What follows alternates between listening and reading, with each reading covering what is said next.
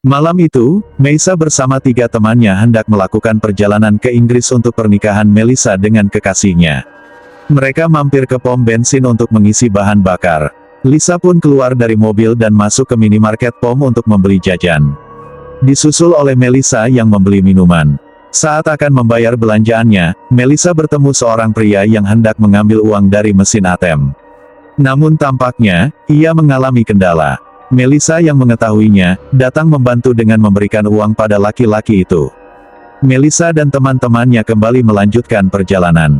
Tapi anehnya, laki-laki yang Melissa bantu terus menatap ke arahnya dengan tatapan misterius.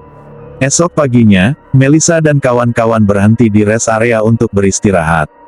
Saat Melissa sedang mengobrol dengan seseorang lewat telepon, kembali ia melihat sosok laki-laki di minimarket ada di hadapannya. Ia pun buru-buru mengakhiri telepon dan bergegas meninggalkan tempat tersebut.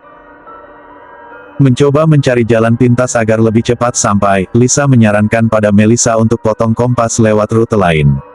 Sayangnya, mereka tidak menyadari adanya sebuah papan larangan untuk tidak memasuki kawasan tersebut, karena jalan tersebut bukan jalan umum. Sampai tibalah di mana mobil Melissa kembali bertemu dengan laki-laki yang terus membuntuntinya. Tasya yang mereka kesal, keluar dari mobil sambil ngomel-ngomel menghampiri laki-laki misterius. Tiba-tiba, laki-laki itu langsung menodongkan sebilah pisau pada Tasya dan menyuruh Melissa untuk keluar dari mobil. Sepertinya, laki-laki tersebut merasa sakit hati dan tidak terima dengan sikap Melissa yang menatapnya seolah-olah ia sangat buruk. Padahal, niat Melissa dari awal memang ingin membantunya. Tanpa basa-basi, laki-laki itu mencium Melissa. Karena hal ini, Melissa lalu menamparnya. Akibat perbuatan Melissa, si laki semakin emosi. Namun tiba-tiba, Lisa datang menolong dengan memukulkan batu ke kepala pria itu. Alhasil, ia tewas seketika. Tasya yang panik, berkata jika mereka harus menelepon polisi. Tapi Gina langsung meraih HP Tasya dan melarang Tasya melakukan hal itu. Saking paniknya, para gadis ini memutuskan untuk memasukkan mayat itu ke dalam bagasi, dan mereka bergegas pergi. Mungkin hari itu adalah hari sial mereka berempat, karena di saat yang bersamaan, mereka mulai kehabisan bensin. Bahkan, sinyal HP juga tidak ada. Menjelang sore hari, mereka akhirnya menemukan sebuah rumah. Berharap akan mendapatkan petunjuk, Melissa dan kawan-kawannya memutuskan untuk mampir ke sana.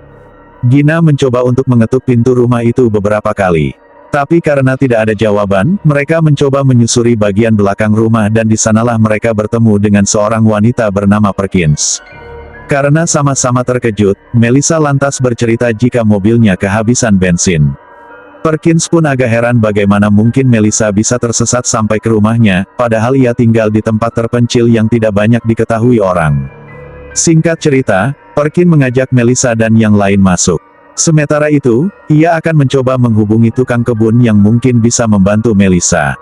Sembari meminta tamunya untuk bisa beristirahat sementara, Perkins menyampaikan peraturan yang harus ditaati oleh Melissa dan teman-temannya. Yaitu, makan malam jam 6 sementara lampu akan padam pukul 8. Perkins menjamu Melissa dan yang lain untuk makan malam sambil bertanya tujuan mereka kemana. Mereka menjawab jika Melissa akan menikah. Gina lalu bertanya apakah Perkins sudah menikah atau belum. Ia menjawab jika selama ini tinggal sendirian dan tidak mempercayai pernikahan. Usai makan malam, Melissa dan teman-temannya berdiskusi soal kapan mereka akan melanjutkan perjalanan.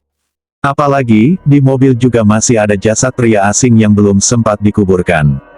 Selain itu, mereka juga merasa kalau Perkins adalah orang yang aneh. Tiba-tiba, Melissa mendapatkan ide untuk mengubur jasad itu di area hutan sekitar rumah tersebut. Menurutnya, itu cukup aman karena lokasinya tidak ada di peta. Suara ketukan di pintu membuat mereka kaget dan diam. Saat pintu dibuka, Perkins sudah berdiri di hadapan Melissa dan berkata jika lampu akan dipadamkan 5 menit lagi. Waktu pun menunjukkan pukul 8 malam. Melissa dan yang lainnya segera masuk kamar, karena tidak ada yang bisa mereka lakukan di sana. Dari kejauhan, mereka seperti mendengar suara Perkins yang tampak sedang berbicara dengan seseorang. Karena penasaran, mereka pun keluar dan mendengarkan dari balkon. Tampaknya, kedatangan mereka sudah mengganggu ketenangan seseorang sehingga orang itu merasa tidak nyaman. Ia menginginkan Melissa dan yang lain pergi dari rumah tersebut. Tapi yang jadi pertanyaan, dengan siapa Perkins berbicara sementara yang ada di sekitar mereka hanya kegelapan. Esok paginya, Melissa dan yang lain datang menemui Perkins yang sedang menyiapkan sarapan untuk mereka. Ia lalu meminta maaf karena tidak bisa menjamu mereka dengan baik. Namun, menurutnya mereka bisa menikmati cuaca, tapi ada satu larangan di mana Melissa CS dilarang memasuki hutan. Menurut Perkins, itu seperti labirin yang mana mereka bisa masuk ke sana namun sulit untuk keluar. Singkat cerita, Melissa CS kembali mengecek bagasi mobil dan berencana menguburkan jasad yang mereka bawa. Tapi Melissa bingung karena Perkins sudah melarang mereka masuk ke hutan. Sementara Gina, ia berkata jika Perkins tidak akan tahu soal ini. Selain itu, mereka juga tidak tahu mau menguburkan di mana jika tidak di hutan sekitar rumah Perkins. Tiba-tiba Perkins mengejutkan mereka dengan mengacungkan sebuah senapan ke arah Melissa dan kawan-kawan. Tampaknya, pagi itu Perkins hendak berburu dan sengaja menyapa para tamu. Tidak lama berselang, Perkins pergi. Sementara Melissa dan Lisa masuk ke dalam, Gina dan Tasya berkeliling rumah untuk mencari sebuah sekop. Tidak lama kemudian, mereka berhasil menemukan alat yang mereka cari. Langsung saja dua sahabat ini bergegas menggali lubang untuk menguburkan mayat itu. Awalnya, penggalian itu berjalan baik-baik saja disertai obrolan santai. Tapi, tiba-tiba obrolan berubah menjadi serius dan tegang, hingga membuat Tasya marah dan meninggalkan Gina.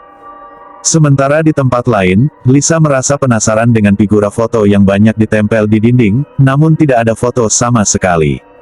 Saking penasarannya, Lisa diam-diam masuk ke kamar Perkins dan menemukan kamarnya sangat berantakan. Rasa penasaran Lisa kian bertambah usai ia menemukan potongan artikel koran tentang keluarga Perkins. Selain artikel, Lisa juga menemukan foto masa kecil Perkins di sana. Dalam artikel tersebut tertulis, jika seorang laki-laki bernama Connor Perkins diberitakan telah menghabisi nyawa istri serta ibunya di gudang. Sementara anak mereka selamat dan sedang mendapatkan perawatan di sebuah rumah sakit. Lisa dan Melissa pun yakin jika anak yang selamat itu adalah Perkins. Seolah mendengar seseorang berjalan masuk ke dalam rumah. Lisa buru-buru memasukkan kembali artikel itu ke dalam sebuah kotak. Bergegas Lisa dan Melissa keluar kamar. Ternyata, Gina yang masuk ke dalam rumah sambil membawa sekop dan mengajak dua rekannya untuk menguburkan jenazah yang mereka bawa. Melissa lalu menanyakan keberadaan Tasya pada Gina. Tapi Gina yang sudah terlanjur kesal, hanya menjawab dengan singkat jika ia tidak mau membahas Talia. Singkat cerita, mereka bergegas membuka bagasi mobil dan anehnya, mayat itu tidak berada di dalam sana. Perdebatan pun terjadi antara Gina dan Melissa yang tidak percaya jika laki-laki itu masih hidup dan berhasil kabur. Tiba-tiba Perkins muncul dengan wajah dingin, lalu menyapa Melissa dan Gina. Tapi, karena tidak melihat dua tamunya yang lain, Perkins pun menanyakan keberadaan mereka pada Melissa. Di sisi lain, Tasya yang kesal dengan Gina, terus berjalan masuk ke dalam hutan sampai akhirnya langkahnya terhenti saat melihat seseorang bergaun putih layaknya pengantin, naik ke sebuah tangga. Tasya pun memanggil-manggil orang tersebut karena ia pikir itu pasti Melissa. Singkat cerita, Tasya berlari ketakutan dan masuk ke sebuah mobil tua di tengah hutan.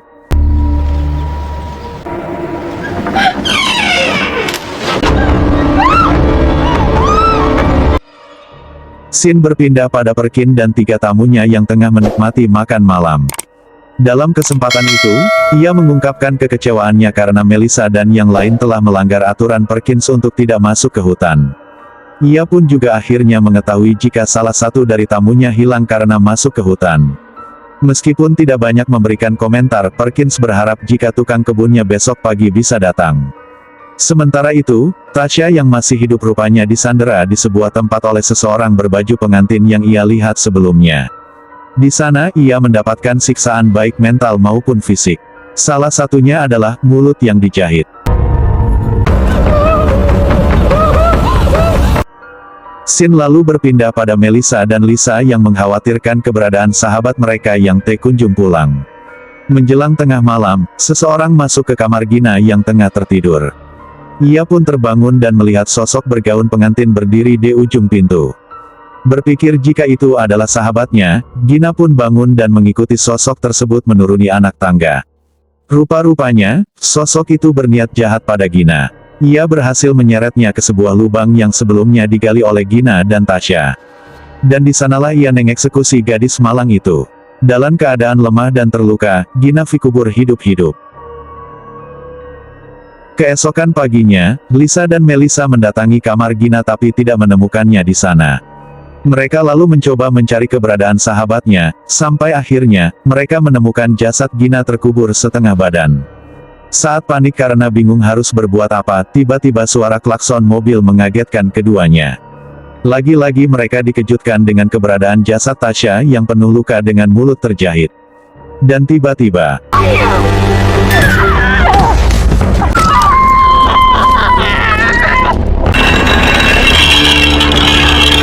setelah melukai Lisa, sosok itu kini mencoba untuk melukai Melissa dengan sekop garpu yang ia bawa.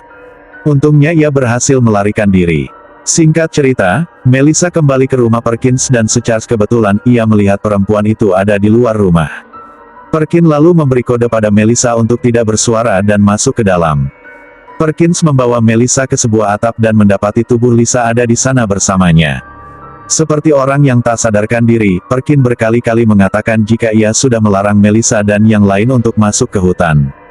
Tapi kenapa mereka melanggarnya, dan sekarang inilah akibat yang harus mereka tanggung. Melissa yang bingung melihat Perkins, malah makin bingung lagi saat melihat Perkins mengenakan gaun pengantin miliknya. Artinya, sosok yang meneror dan membunuh dua sahabatnya tak lain adalah Perkins. Tiba-tiba saja, Perkins, seolah seperti orang yang kerasukan hingga suaranya berubah menjadi laki-laki.